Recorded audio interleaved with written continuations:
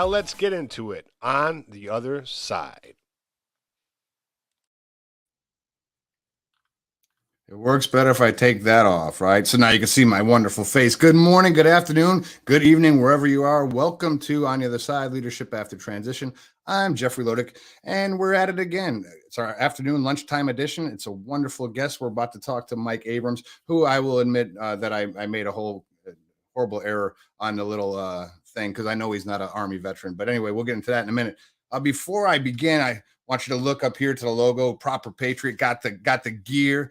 Look, I got the coffee. I only got 3 packs up here because the 4th one I got is downstairs. I got to drink it. I can't drink everything. I don't have a coffee machine up here. I'm not that bougie, right? I'm upstairs. Anyhow, Proper Patriot, great organization. Justin Pearson, a tremendous friend of mine and just a great human being and what he's doing for the veteran community since retiring. He's helped thousands of people find employment and do great things and just find success. Proper Patriot is a veteran-owned patriotic apparel company that focuses on honoring our American spirit and providing resources to the military, law enforcement, and first responder communities. Bottom line is the values they have are family, tradition, and self-reliance. The company itself is founded on a great brand, if that makes sense, but it's more founded on a great heart from a human being, in which I've grown to really be fond of over the years. So, hey, I'm going to put some links into the comments so you can look at Proper Patriot if you want to get some great apparel. By the way, this t-shirt, I could sleep in it. And that's not a good thing to have. I mean, I'm comfortable, but I have to talk to Mike, so I'm not going to go to sleep. But it's such a comfortable shirt, great quality, American-made shirt. I'm going to throw some comments. I'm going to throw the links in the comments as we're talking, and we'll go from there. Now moving on to Mr. Mike Abrams, right? So I'm going to read this bio. It's over here, so don't think I'm not looking at you because I don't want to. I just want to read this to bring him in. So Mike joined the Marine Corps shortly after September 11th in 2001 attacks and served on active duty for 8 years, which included a deployment to Afghanistan with an infantry company as the artillery forward observer. After leaving active duty, Mike attended New York University's Stern School of Business. It's kind of a good school, right? Graduating with an MBA in finance with a specialization in entrepreneurship innovation. While attending business school, he founded the FourBlock Foundation to help bridge the gap between returning service members and the business community. Under his leadership, FourBlock has expanded to serve several thousand veterans located in dozens of locations throughout the United States and on military installations globally. Mike is currently serving as FourBlock's president and executive director. He has co-authored Mission Critical, Unlocking the Value of Veterans in the Workforce. That will be in the link as well. There'll be a link in the comments as well for that. And 2 editions of Military Transition Guidebook titled Business Networking for Veterans. It's amazing. Mike is also currently serving in the Marine Corps Reserves as commanding officer of 3rd Battalion, 14th Marines, and also serves as a trustee for the village of Kinderhook. So without further ado, let me bring in Mr. Colonel, whatever you want to call him today, Mr. Mike Abrams. I'm going to give you. Mike is fine. Thank you, sir. you get a. I love these little buttons, man. I don't even know what all of them do, but the applause works for me. Right. Hey, no, welcome. And I got to tell you, Mike, before we actually begin, I've known you loosely for the last 5 years. The last 3 years, we've been able to have plenty of conversations, and I've really appreciated all the conversations because it's always enlightening. Your perspective, your views are great.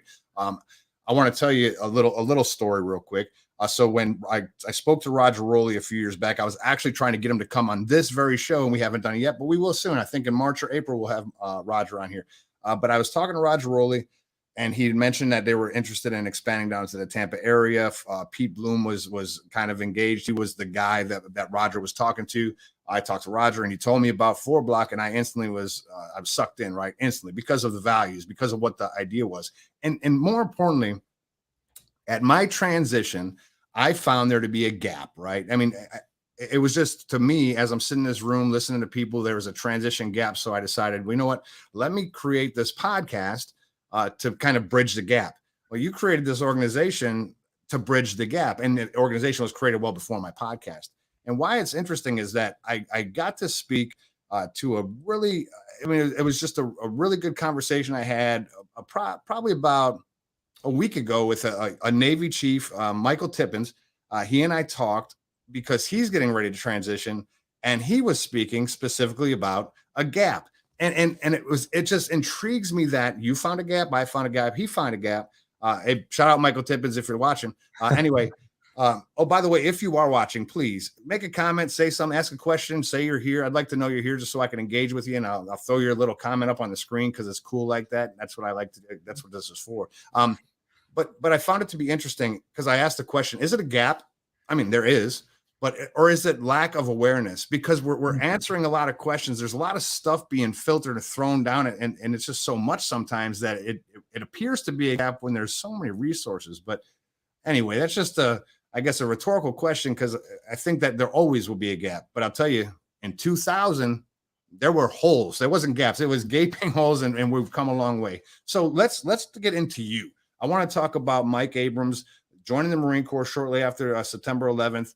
And let's talk a little bit about the decision to do so, a little bit about the early portion of your career, and then the idea to get out, go to school at a great in a great city, number one, big New York guy, right? And then kind of where we went from there. So all you, boss.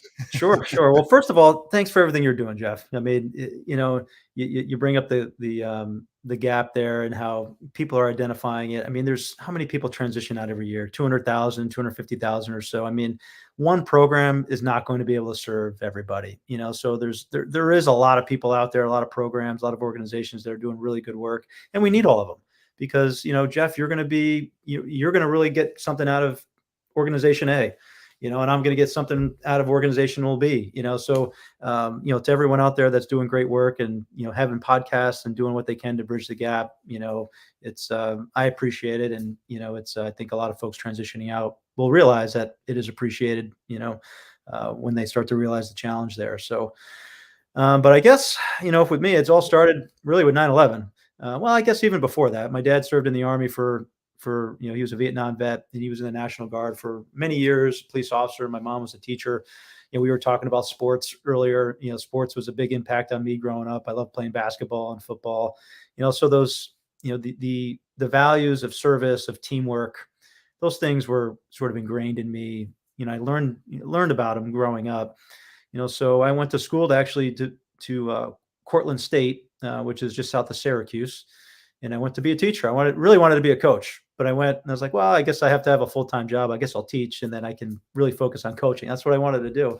Mm-hmm. And then when 9/11 happened, I lived at 35 Clayton Avenue, and I walked down the street into downtown Cortland, and they had a recruiting office. And I talked to several recruiters about joining the military, and eventually made my way to a Marine officer selection officer, and ended up joining the Marine Corps. And the reason why is because I had a long history of family who had served. And I guess I felt that this was my time to carry on that family tradition and to serve my country. So that following summer, 2002, went to officer candidate school for the Marine Corps. And I distinctly remember the first night thinking, what did I get myself into? And I wasn't sure if I was going to die or survive this. And, and then you kind of get your feet wet, and you realize after a couple of weeks, that things that the instructors down there are actually really funny. And the hardest thing was just not to laugh. And, you make friends, you rely on each other, and you ultimately get through it. But that's really why I joined, was, a long history of family who had served. And I just felt it was my time to carry on that tradition, and, my time to serve my country. I understand. So while serving, so you came in as a scout, an artillery guy. Is that what you, because you guys are branched, right? Right. So for Marines, for officers, we go to, either go to the Naval Academy or you go to officer candidate school. And then after that, you go to the basic school. So every officer will go through initial training, 6 months in Quantico. And it's infantry training, and it's how to be an officer training, how to be a leader. And then while you're there, you get you are told what your MOS, your military specialty is going to be. You can, you put them all, you can rank them on what you want and everything. So I was selected into, or appointed into, I guess, however you say it, however we talk about it, into artillery. And then from there, I went for 6 months in beautiful Fort Sill, Oklahoma, where I learned how to shoot artillery. And then after that, I went out to 1st Battalion, 12th Marines in Hawaii. And I remember getting orders at Fort Sill. Our time's coming to an end. You get your orders, and then the XO of the Marine detachment, gives me the number of our battalion XO in 112. It was Major Trinker at the time.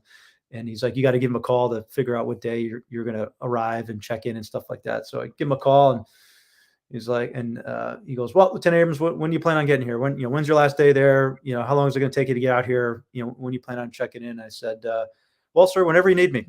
And there was sort of like a 2 or 3 second pause. And he goes, Lieutenant Abrams, nobody here actually needs you.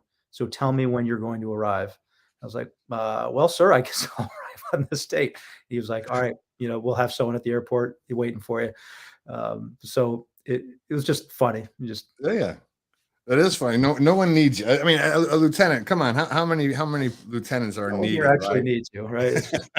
All right, expectations set. Yeah, I'm set. I can pretty much do anything from here, and it'll be a positive thing, right? Right. That's good stuff. So through that time, I mean, you're doing the Marine Corps thing, and obviously, I mean, you didn't do 4 years. So I mean, you did your 8 years. And I know I mean, being commissioned is different than enlisted, but you did your 8 years. And there was a time when you decided, hey, my time here. I've done some things. I've deployed in this time frame. I went to Afghanistan. I did my duty. Now I'm going to go and I'm going to get out. What was the driving force at that point, at the 8-year marker, slightly before that made the decision? What was the deciding factor that said I'm going to make this transition now?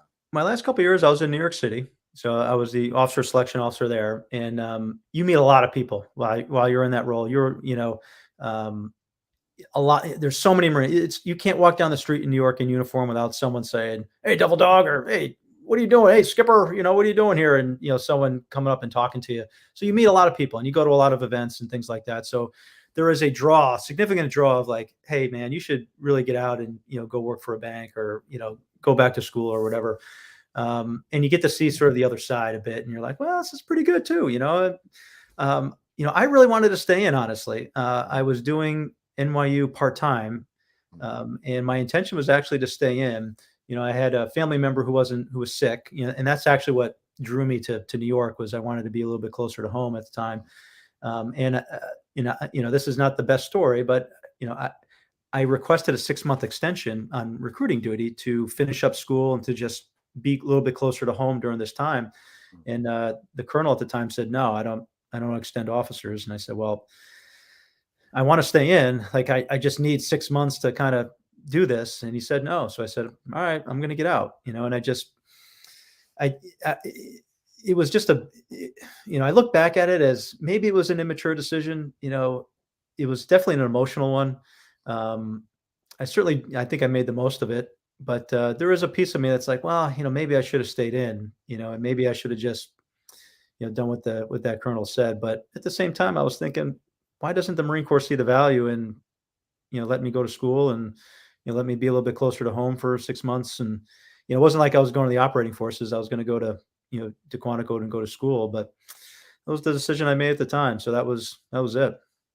Yeah, and I've had this conversation several times. I mean, I was almost in your boat in the same type of aspect in several ways. I mean, I had a failed marriage, and a lot of that was just on me as a horrible husband. But there was also some things that were in play with bringing someone from one place to another place or get out, right? I mean, I go, why is that such a difficult task when there's open availability and we can do this, right? Because we have the force numbers, right? But again, those are personal decisions that the military typically doesn't care for. And oh, by the way, it's also an emotional decision that the military doesn't care for, because your needs and wants to do those things don't really fit into that big green machine, which is understandable in certain ways. But again, I think that when we look at the outside world and the military world, there's a significant difference by what businesses or companies will do to keep you as an employee, i.e. remote work, or you can go to a different state to be closer to your family and still make sure you can work in that aspect. But that's just a different being. And I don't think it was an immature decision. I think it was the right decision, because if you didn't make that decision, Mike, FourBlock wouldn't be real at this point. That's true. And we wouldn't have this conversation. And I'm thankful we are having it. So no, you made a great decision. So let me ask you this. So as you're finished, you need to finish up school. What is your mindset? Because you're going to go from paycheck, you're going to go from, your livelihood and your current lifestyle that you live, and you're going to move on to go to school. What about a job? What are we looking at on that end of things as you're getting ready to get out? Well, how are you going to make it? Well, I mean, I had some good savings from my deployment, so I had enough money in the bank to survive for a while. And I was working on FourBlock. So FourBlock was actually a school project.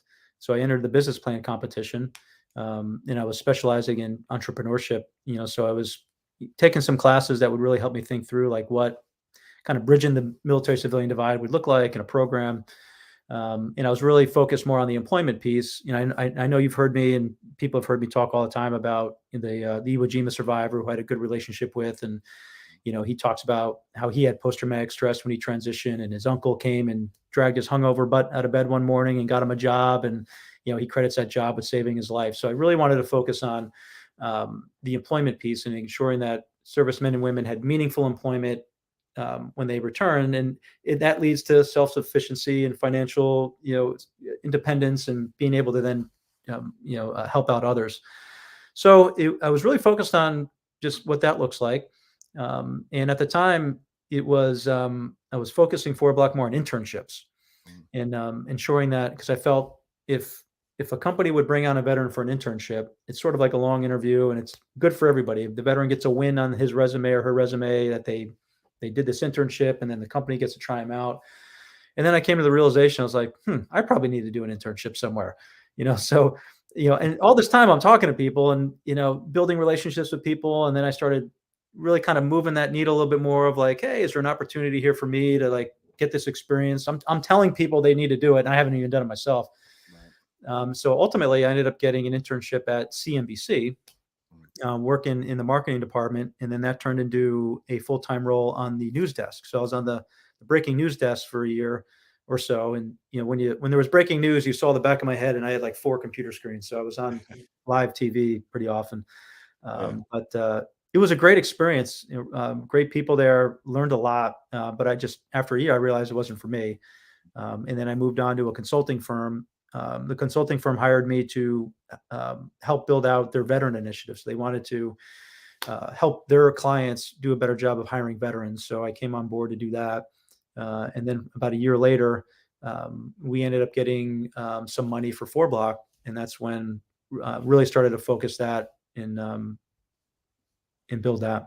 And what year was that when FourBlock actually really became the so that was I want to say 2013. That's when we actually started to become an organization. And 2010 was when we had our first real cohort. So it took 4 years of doing it and like proving the model and building it up before we got to the point where anyone gave us a grant or any real money.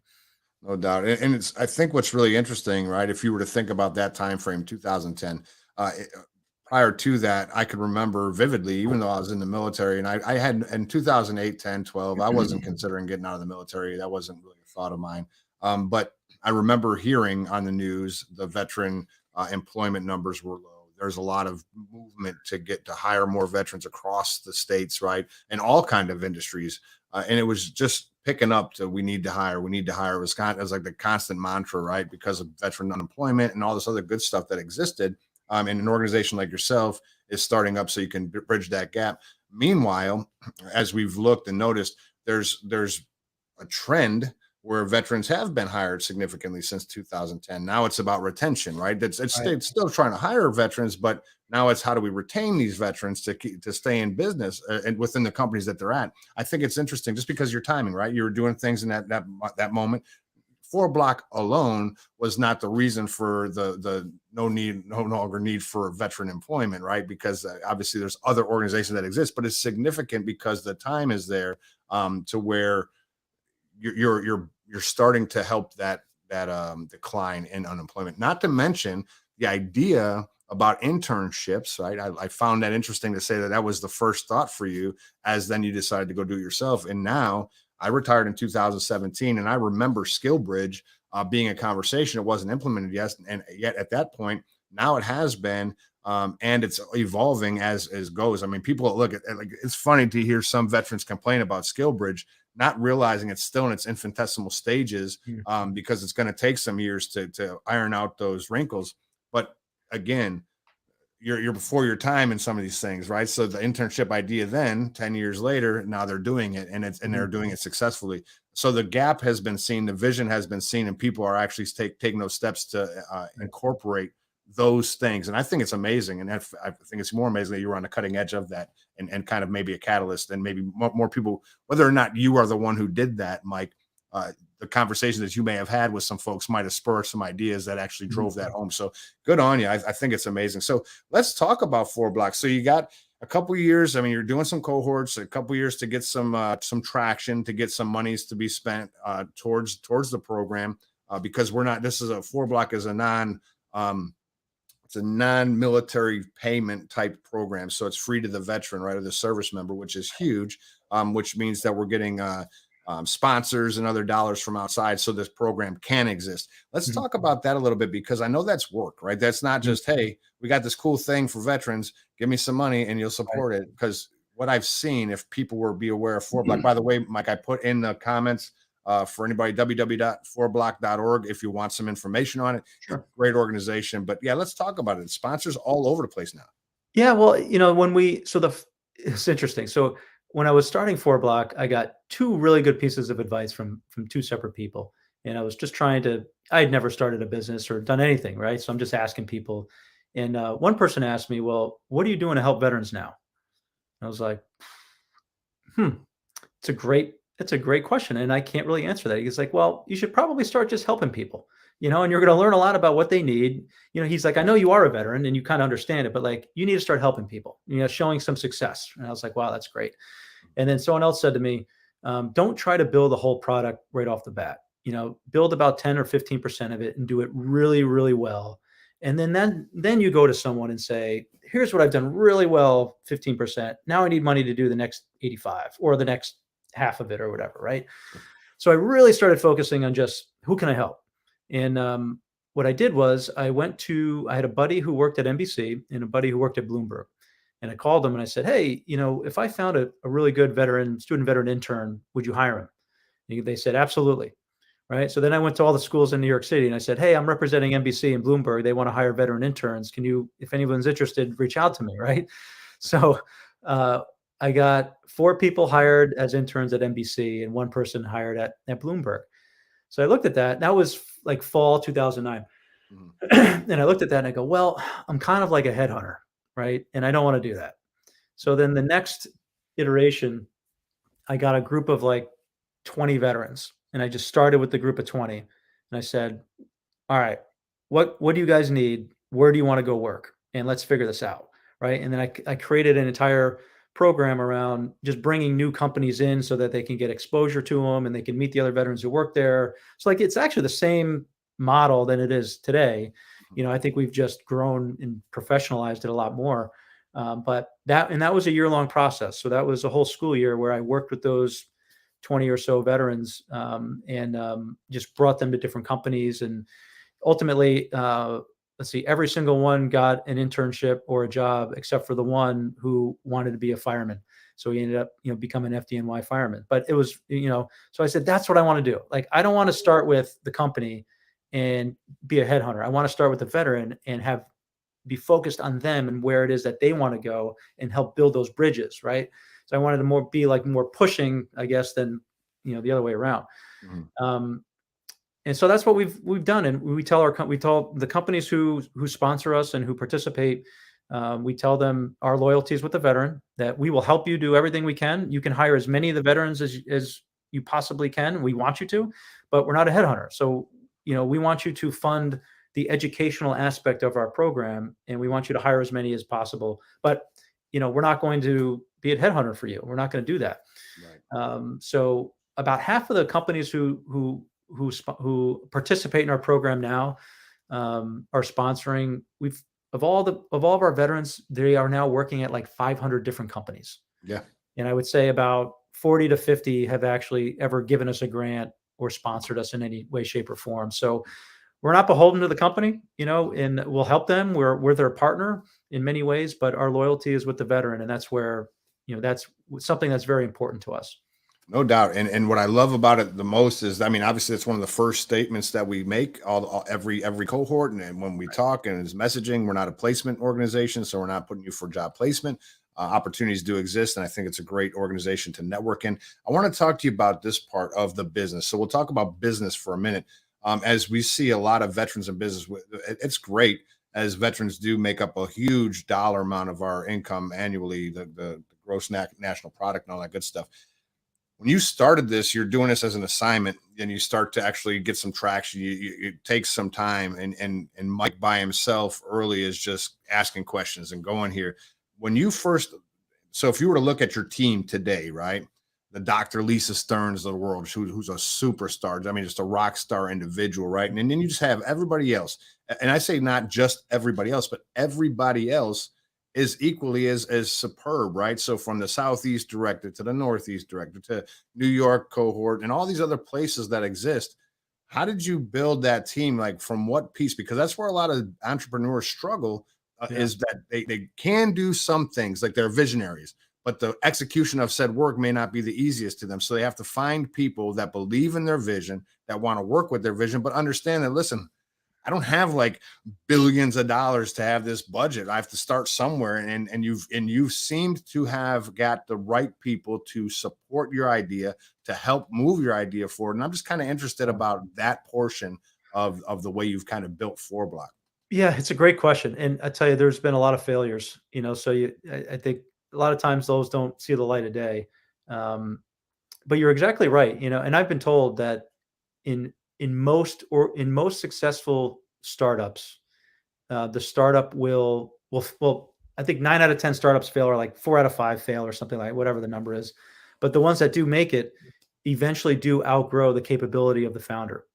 So the founder, has this vision for FourBlock, and then it grows to be this massive, program or organization. And it grows beyond my capability. And then the board would have to say, Mike, you're not capable anymore. We need to get someone with way more leadership experience or management experience than you. I think it just happened with Peloton, right? I think the Peloton CEO just stepped down and said, it's got too big for me, basically, right? And I haven't been on the Peloton bike in a while, but I know. So like that's been in the back of my mind a bit. And I'll tell you, what I did at the very beginning, I mean, I taught the classes. I taught the New York City class. I taught classes for many years. Now I don't teach any classes. I mean, last semester, I just wanted to get back in the classroom and do it because it's been so long, and because I miss it. But I don't work a lot with veterans like I used to. I would say years ago, one of our board members said to me, as we were talking about expanding, and he said, well, Mike, the problem we're going to have is we can't replicate you. So how are we going to replicate you in all these other cities? And I looked at, I kind of was thinking about it. I noodled on it for a while. I was like, what I do is not special.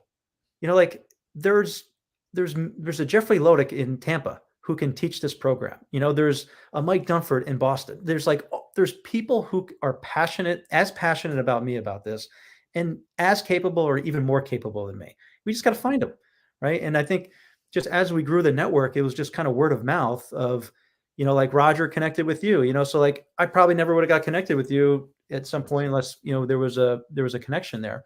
So the word of mouth piece has been great. And there's been some opportunity, some instances where it hadn't worked out, and you just got to respectfully let the person know it's not working out, and I think that can really bring down an organization when you don't want to have an uncomfortable conversation with someone, and Sure. it doesn't happen often, but every once in a while you just got to say, hey, this is not working out, and I've done that a few times where other teammates have then come to me and said, thank you for doing that, because it was really hurting us, but I don't have a secret. I wish I had a secret, but there's no secret. You could write a book, 10 steps to get a secret. No, I'm kidding. Yeah, exactly. Well, I'm really impressed. Right. So not just because I do some time with FourBlock. I mean, look, as busy as everyone is, most of the instructors are doing other things, right? So obviously this is not their primary focus in life. It's something in which they do because, like you said, there's something there that they want to give back. I mean, you got Bruce Thompson up in the Jacksonville area, and we know, I mean, Bruce Thompson is in the transitional world, at least from the military perspective, he's a superstar. He's like a hero. He wears a cape and everything. I mean, Batman, right? But it's interesting because as I've looked at the growth, but the nucleus has been the same since I've been here. And I think that what is amazing is the vision's great.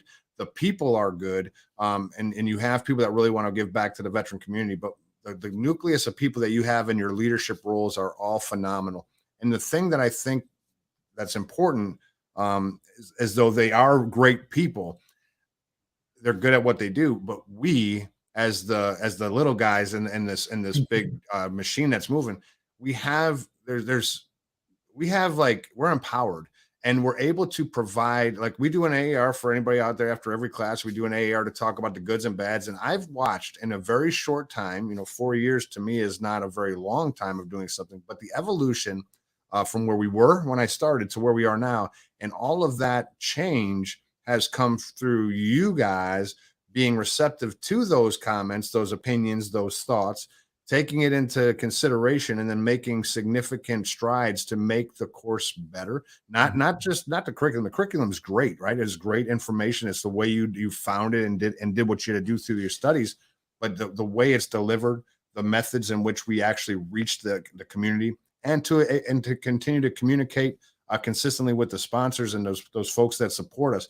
I just think what is lacking in a lot of organizations, right, is what you guys have at the top of this one. And it's just a great team. I'm amazed by the people you have. And, if ever you don't want to do this anymore and you want to give them to me to be my employees, I can't pay them, but no, I'm teasing. But, no, we've got an amazing team. You're right. And I mean, a couple of years ago, I mean, you've heard this. We tell the students, we've created some core values, act with humility, work to build trust, and pursue excellence. So everyone on our team is someone who is humble, someone who values relationships with people, and someone who wants to be really good at their profession, right? And I guess those are like the three values that I think if you looked at anyone on our team, they exhibit those three, right? And then you said empower. We all work from home. We're all virtual. We're all over the country, and we've got all these instructors who have full-time jobs and stuff. We've got classes that go at night. We got people who do stuff on the weekends. So like, we don't have any hours. We have a couple team calls throughout the week, but like, I don't want to micromanage someone's hours. Like, I don't want to be like, hey, Jeff, why aren't you at your computer at 9 a.m.? Like, we trust everyone to do their job. And I think we're able to do that because everyone is just a great person, but everyone knows what their job is and what success looks like. And, that takes refinements all the time. Like what success looks like in their job, like, success metrics and stuff.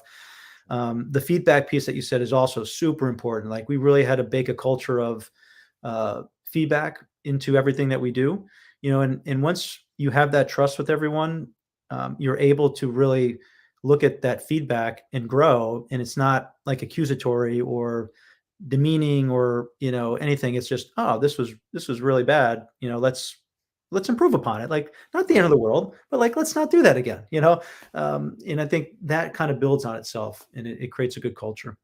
Sure. So I like that because it's what we did. I mean, if for your 8 years in an active duty portion, now you're still continuing your service as a reserve commander, but a lot of the things in which we do, I know you've sat through AARs and the feedback sessions, and sometimes people get defensive and try to justify some of the things, right? But that's what I like about what we do here. And I think that's kind of a leading question that I'll have for you is, as we sit there and we listen to most AARs are, what was supposed to happen, what happened, and what can we do to make it better? Something like that. But usually when what was supposed to happen and what happened, then there's a reason why it happened that way. And someone wants to get up there and tell you why it happened that way.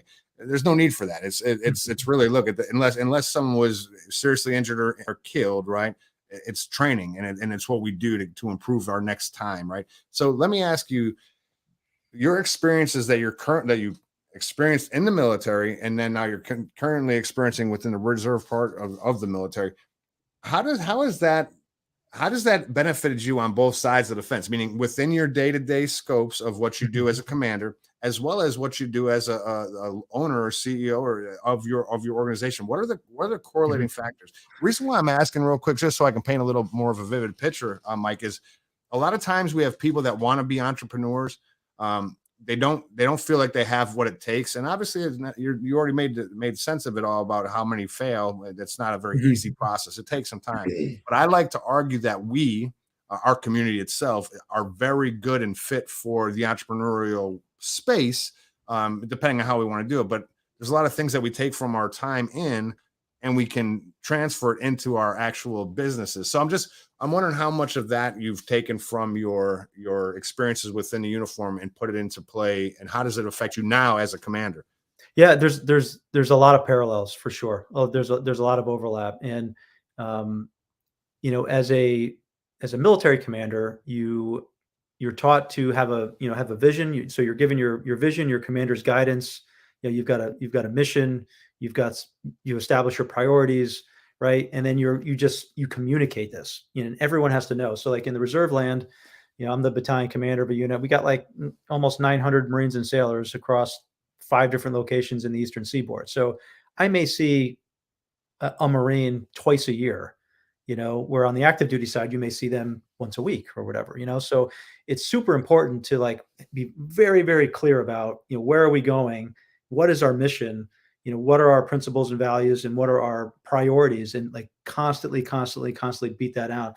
And, it's interesting. So, there was a colonel here who's been a mentor of mine, and, he was telling me the difference between being like a company or battery level commander and a battalion level commander.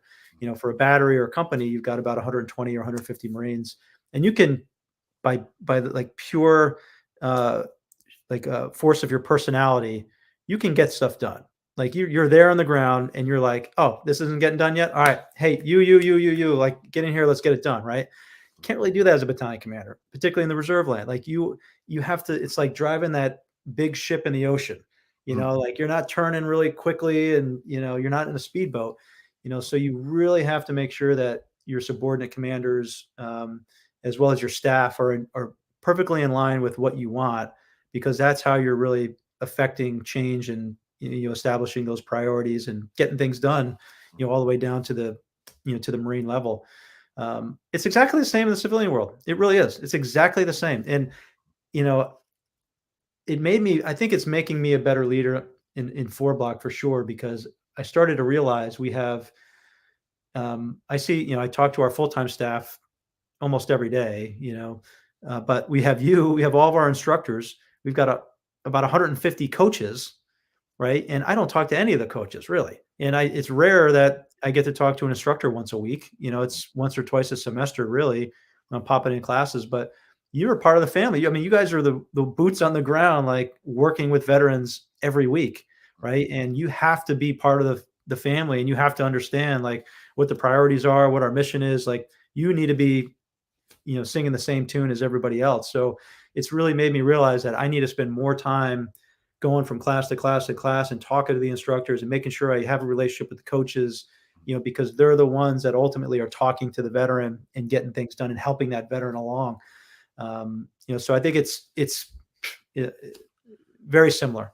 Sure. I agree, and I think it's just one of those interesting things, because you're one of the rare cases, and I say rare only because, I mean, don't get me wrong, I know there's plenty of commanders that are in the reserve organizations across our military, but it's just one of those things to where we can talk transition while you're still serving, where a lot of people, they don't have the opportunity to reflect on their service and then see those things that exist out here and then actually implement it into their current service, if that makes sense. Because for me, for instance, Mike, to be honest with you, I like to say that I was a decent leader in the Army when I was in. I mean, I don't say I was a top 1%. I'm not that guy, but I will tell you that if I had to go back in the Army right now, I'd be so much better for it. And meaning that I've learned so much about leadership external to my time as a leader in the Army, because now I'm a little bit more curious. There's things in which I would have done differently, right? I don't regret anything, but if I had an opportunity or had to do it again, I'd be able to take a lot of the experiences from out here that I didn't have at 18 or 17 years old that I could transition into this space with. And I say the word transition. I want to ask your opinion about this. So on LinkedIn, that's where a lot of transition folks live, right? You've posted recently a lot of, great content. As a matter of fact, I'm frustrated because I want every question you ask, I want to answer it. And I'll see it and I'll pin it and I'll say I'm going to get back to it, and then life happens and I don't. But you've posed some really good questions, right? But so in the world of LinkedIn, there's a lot of transition voices, and it's great. I love it. I mean, I just met a person who has another transition podcast. Oh, by the way, let me plug yours. Hey, just so you know, listeners of this here show, the FourBlock podcast exists, and they talk about transition, and it's amazing. The production level is great. The guests are awesome. The content's beautiful, and I support it. I will share some links to that too, because I was a guest on it, but more importantly, I love the idea of more transition stuff. There can't be enough. We have different voices, we have different audiences, and we talk differently, so it's good. But I will tell you, recently I've seen a lot of new podcasts that are talking transition, and I'll promote those as well. I got to meet a new guy that I started in the past summer, so I'll promote his stuff too. I say all that to say this: the noise, the transition noise exists, and it's interesting to me because I want to say that there's people that are very helpful. Everybody that I see is helpful. Don't get me wrong. I don't think there's any negative stuff that's out there. I'm a little fearful, right? Just in the way that it's communicated, that transition has to be a scary time, right? I mean, it's almost like a doomsday prep where I'm seeing a lot of stuff. How do you feel about that specifically? I mean, when you see this stuff, I mean, because you've done it in multiple facets of life. I've transitioned. There's a lot of successful transition people, depending on what your definition of success is. But do you hear or see that in the same light I do? And maybe I'm wrong. Maybe I just interpret it differently. But there's a lot of, it seems as though there's a lot of fear being placed into people as they're transitioning, which only accelerates their anxiety for the having a transition. Do you see that way, or am I? We've seen there's people who put content out there that kind of puts fear in veterans, like you need to do this right away, or yeah, it's just the way it's going. It's like, oh my, you're going to leave and you're never going to be able to be there. I mean, it's just the way it's coming across that it seems that it's fearful. Yeah, no, I do see some of that. We try to be as positive as possible, and we try to let folks know, like, we're here for you. We can help you if you need it. This is going to be challenging. You are going to get no's, like, but you can get beyond it. It's like we've tried to take a very positive spin to it, rather than sort of, if you don't take our program, you're going to be unemployed for living down by the river, type of thing. Right. But yeah, I mean, I think it's just different styles. I think most everyone's heart is in the right place, sure. And they really are trying to help. And maybe that's just their way of being like, you have to do this, or, whatever. But we try to be more positive than anything. I liked what you said, and I'm trying to remember, because I was going to jump in and say it because you had said it, and now I've slipped my mind. But it's just the manner of which I think that being positive in this regard and just talking to people through it, if you need help, all that stuff exists. But there's so many, and again, there's so many programs and things that are out there. And I think that's the problem, and that's what I find to be where I was kind of leading the question to is, with the amount of resources that exist. I mean, the awareness of FourBlock has grown, but not to a point where it's a household name everywhere, right? Like, so even I'm McDill here in the Tampa area. Everything in which we get is through word of mouth. Typically, our last students, right, will tell some of their transition and people in their departments, and we're a very senior location down here in Tampa, and of course, so we continually get senior folks because the senior folks go. But I think that with the lack of awareness for a lot of programs, to include FourBlock, you hear the conversations like the one I had last week about I wasn't aware, or there is a gap, but there's so much out there. I think it's just a matter of trying to figure out a way to, I mean, because I don't know FourBlock around the globe and all military installations, but I will speak about Tampa. We have a very good relationship with the transition office. We have Nancy Lane, who teaches LinkedIn. I mean, she's done it now forever. It seems like well before LinkedIn was even a big deal. But Nancy Lane speaks about FourBlock. So in our transition office on the installation, people are hearing about this organization, which is great. I love it. There's a flyer up and everything. I don't know if that's the same across the board. So I'm not sure what the entry into these installations, because that's where I think we're lacking. It's nice for me to see 06s and E9s in these courses. I love it. It makes it easy for me, right? Because they're senior, they're moving forward with it. But it's the lower demographic that is student veterans that are in this area, specifically that don't hear about it, or they just don't. That's not in their purview to go and do that stuff. So what do you think from an awareness perspective? How do we, and I know how you're doing it because I watched it on LinkedIn and I love it. I mean, it's great. All the content, you're not just saying join FourBlock. You're giving stories. You're giving realistic. Here's a question. Can you answer it? I think that FourBlock is more of a self. It's more of a self program, meaning I know who I am when I leave. Right? We don't know who we are specifically when we leave, and FourBlock gives us that insight. What are you guys doing at FourBlock and yourself personally to get more awareness out there for the program itself? Yeah, it's tough. I mean, I would tell you, with COVID the last couple of years, our sort of demographic, bread and butter demographic were student veterans, and we were on a lot of campuses, and with COVID and classes being virtual, we haven't been able to get on campus, and our student veteran population has declined. But with virtual environment, we've been able to reach a lot more active duty. So COVID almost accelerated the number of people who've taken our program. But we have been talking as a team, like, how do we kind of balance that, and as we expand, ensure that we're getting back to, helping out some student veterans and just having a better mix, I guess, of that. So it's a tough one. I mean, word of mouth has always been our best outreach. Actually, a couple of weeks ago, I talked to the director of the military to civilian transition office, and the podcast actually got released this morning. And he talks a lot about the full sort of evolution of the TAP program, going back to really the late 80s and early 90s, and he was sort of involved in that a bit, and he talks all about it. And the future of that program, he is hoping, and he's working on trying to do a better job of integrating all these other not-for-profits. So, like, as you go through TAP, you're getting more specified information for you as the individual Marine, soldier, sailor, airman, right? But more specific tracks.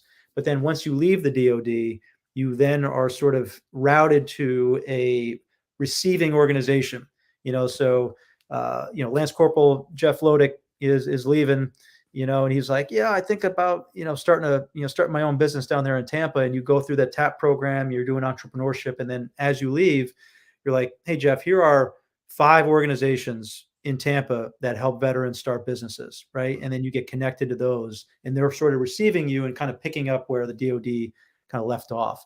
And I think that is a wonderful vision, if the DoD is able to pull that off. Yeah, and no doubt. And that's an interesting thing. I'm going to listen to that podcast, the episode. I'm so intrigued. Obviously, I've had some really interesting conversations over the last 5 years about the TAPS program and all that stuff. And, I've heard so many negative things about it. And it's rough for me, right? Obviously, there's holes, right? And we get that. But, you look at from where it was to where it is, and you know that there's growth, that there's awareness, that they're moving in a direction to make it better. And more importantly, no 40-hour block of instruction in any of our lifetimes within the military alone was the reason why you were successful at something. You had to go and do it afterwards, right? There's stuff that I give you in this period of time, and then you have to go do it. And oh, by the way, a lot of folks that have to go through that program are reluctant anyway. They have to, it's mandatory. But the problem is, what effort do I put into a check the blocks type situation? Now, if I just wanted to go to it and I put all the effort forth, I'm probably going to be pretty successful upon leaving. And then I could probably identify holes within it too. But at the end of the day, I'm really excited to listen to this episode. Just see, I want to hear, because I've had conversations with people that exited the military in the 80s, the 90s, early 2000s, 2005, 2010, right? And where we're at today, I mean, it's exceptional, even if it's not perfect, right? But I mean, because look, let's be realistic. I've seen some comments on LinkedIn that are downplaying FourBlock, and I've held my tongue, like, I mean, with people that have said negative things that never went through the course, right? But the reason I'm saying that is because not everybody likes what you have, right? So the TAPS program, you're never going to please the entire 100% of DoD that are exiting the military. It's just the way it is. I mean, hell, the Super Bowl halftime show, there was 1 billion people that loved it and thought it was the best one ever, and there was 1 billion people that hated it because they wanted to have the Who come back on. I get it. Not everybody likes hip hop music, or not everybody likes hard rock. So you're not going to have that likeness, right? So there's always going to be someone that's not satisfied. But I think what they've done is exceptional. And just because of the fact that they've listened to people like you, they listen to people like me, they listen to people that are leaving the military and say, there's a problem. Let's fix it. So I'm glad. I'm really excited to listen to that episode. All right. So listen, before I let you go, because I don't want to hold you any longer, I want to ask you, if I always say if, and I'm not going to say if, you have an opportunity to tell whoever's listening to this right now, what are some of your keys to success upon exiting the military, thought processes, or whatever the case would be? What would be your golden nuggets, if you will? The golden nuggets. It's a great question. I would go back to the values that we teach all the FourBlock veterans. Be humble, because you are going to be told no. Usually when you're humble, you're open to listening more. And I think there's been so many opportunities where, or instances where a veteran is called and said, "Hey, Mike," or called the director and said, "I'm not going to this class tonight because I'm really not interested in this company. I got other things to do." And we've said, "Just come. Like, you may be pleasantly surprised." And at the end of the 2-hour segment, they were like, "Wow, I could really see myself working here." But I got an interview next week, actually. Like, this is really exciting. So you can't do that unless you're open to really opportunities that you just never would have considered. So, and there's so many out there, so many out there. So stay humble. And I would say, the pursuing excellence piece, transitioning is a skill, writing your resume, interviewing, building relationships. There are technical aspects of it that you have to be good at. Like you were saying earlier about, writing a book, it's never going to be perfect. Your resume is going to change 1,000 times, and it's okay. You're just going to incrementally, get better at it. And then, the third one there, it really is all about relationships. If you're applying online, you're doing it wrong. It's like, you got to talk to as many people as possible, learn from them, and then you'll be top of mind. If you leave a good impression, there's opportunities that come across people's desks, and you want them to say, "Oh, I talked to Jeff the other day. I think he'd be a really good fit. Hey, Jeff, you interested in this?" That's when you're doing it right. When people start calling you and they're like, "Hey, I got an opportunity here that I think you'd be a good fit for," that's when you're really doing it right. It's outstanding. I love it. And oh, by the way, when you were talking, you reminded me what I was thinking about 20 minutes ago. I'm getting old, man, but I just wanted to make this point. You had talked about you're going to be hurt. You're going to be hearing no. Being humble is going to help that. And that is a fact, right? I mean, the bottom line is that you're going to hear no, and it's okay. I mean, I think that's what a lot of folks with us coming out of the military, SEAC and I, John Troxel talked last week about that specifically. Just hearing no, it's an ego punch, right? It hits you in the face. It kind of knocks you back, and some people kind of lose balance, if you will, moving forward. But if you humble yourself now to understand that you may or may not fit based on a myriad of things, right? That may not be your fault. But at the end of the day, being humble will really help you get through that. So, hey, Mike, listen, I am about 2 years overdue. I mean, I wish I had you on 2 years ago, but I'm glad I didn't, because so much has changed. FourBlock has done so many wonderful things. I'm so excited to be part of the organization. I'm very happy and thankful that you took your time to talk to me. And I know you're very, very busy. So I'm just very thankful that you spent some time to hang out with us over here. My pleasure. I'm thankful that you're one of our instructors and you're my friend. We didn't even get to talk Super Bowl, baseball, nothing. We're going to have to do this again soon. Oh man, we will. Listen, I'll tell you. So I'm a huge sports guy. As a matter of fact, I got another podcast. It just hasn't launched yet. So when I get on, I mean, we could talk sports on here too, because to be honest with you, I'd really like to talk to some folks about the correlation between military transition and athletes transitioning. Yeah. There are a lot of podcasts now that are coming out in regards to transition from the athletic world. And I'll tell you, for you veterans that are listening right now, go listen to them. It's really funny because we get so enamored by dollars, right? We think that this whole transition piece comes down to, well, they got $34.5 billion and we have 1650, whatever. That the dollar amount may be helpful initially, and some people leave with some money, but most don't. But more importantly, it has something so much more than money that has to do with the transition, right? The transformation, the ideology. I mean, if you think about us, Mike, you served from a little after 2001 until right now. That's 21 years total time. I mean, I know there was a break, but that's 21 years, right? That's military. You're not 21 years old. A lot of these athletes, the football, baseball, soccer, hockey, it doesn't matter. They've been playing that sport since they were 3, 4, 5. Right. It's their entire life, right? So when you start talking about the transition, I think that veterans would do well to go listen to some of these athletes that are transitioning. Meanwhile, I think that maybe some of these athletes would probably benefit significantly from a program like, say, FourBlock. I mean, not all of these guys are going to be the 5, 10, 15-year superstar that signs that $100 million contract. Meanwhile, they signed a smaller contract, got after 3 years, although they have a college degree. They don't know how to write a resume. They don't know how to do interviews. That stuff eludes them. So I think that programs like this one right here, it would be nice to reach out to, like, I don't know, a team like Tampa Bay Buccaneers. I mean, Tom Brady just retired. I don't want him in our class. If he comes in, I'm quitting. But I think that there's so much of a correlation. It makes sense. But nonetheless, Don't get me started Another talking about episode. Mike, sports, Mike. You'll be on here for 3 more hours. Another episode for sure. Another episode. I appreciate you greatly. Hey, thanks. Hey, Lucy, man, we got some comments over here. Hey, let me just throw them up real quick so we can cut out. But hey, Lisa, Dr. Lisa Stern, thank you so much. You are awesome. She's awesome. Melvin Acosta, he's in a Tampa cohort right now. Okay. Thanks for stopping in, Melva. Appreciate you. Lucy Piper. Now, this is a superhero, Mike. I don't know if you know Lucy, but I might do a connection because Lucy's a superhero. She's doing great things, and she's up in little south of your area. But I'll do a connection. I think it might be beneficial. Lucy, Okay, thanks for stopping in. Great. But hey, again, Mike, thank you, man. I don't want to hold you up. I know you got something in a couple minutes. So, hey, I will talk to you soon. If you need anything from me, don't hesitate to reach out. Sir. Thank you very much. All right. Have a great day. You too, Jeff. All right. Bye-bye. All righty. So as we wrap up here, I'm gonna kick Mike out of here because he got a call. He got to get out of here. All right, man. I'll see you in a bit. Okay. See ya. Bye-bye. So what I want to do real quick, just so as I wrap up, I'm really thankful for y'all stopping in. I told y'all I'd put some stuff in the comments. So I'm going to. I don't know if you're all going to see it, but I want to definitely put in some proper Patriot contact information. Great organization to get some nice apparel. The shirt's comfortable. It's wonderful. Coffee. It's over back there. But yeah, hey, listen. Love this organization. Love what they do. Love the fact that we're able to talk transition on a day-to-day basis. And hey, listen, if I can do anything to help with y'all and your transition, I don't tell you how to do it. I just talk you through it, right? I mean, it is what it is. There's a million ways to skin a cat, and I'm just here to help.